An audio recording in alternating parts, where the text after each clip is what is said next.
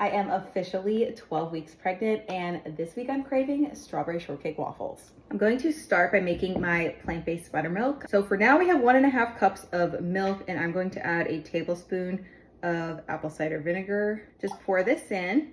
I'm gonna give it a quick little mix. Set this aside for at least 5 minutes to let it start to curdle. In the meantime, I pre-washed my strawberries. I feel so happy to be almost done with my first trimester of pregnancy. And I thought this would be a fun way to share my food cravings with you and keep you a little updated on how I'm feeling, how things are going.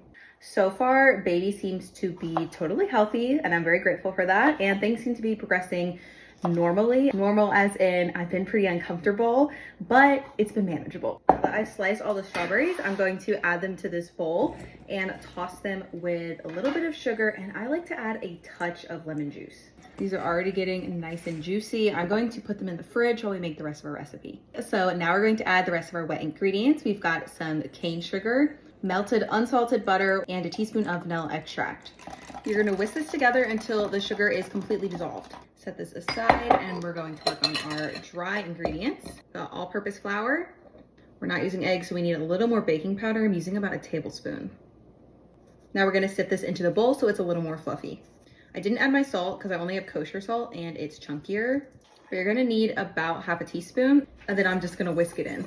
Now it's assembly time. You're going to add the wet ingredients to the center of the dry and use a spatula to fold them together. You want everything to be mostly dissolved, but it's okay if the batter is a little lumpy. Let this sit for about 5 or so minutes while you preheat the waffle maker. I'm just gonna use this scoopy thing. I think they're gonna be a little small, but let's do that. Moment of truth. Oh my gosh. All right, I'm gonna cook the rest of these. I'll see you in a minute. We're gonna make our cream, whipped cream. I'm just gonna follow the recipe that is on the carton. We're adding 2 tablespoons of powdered sugar.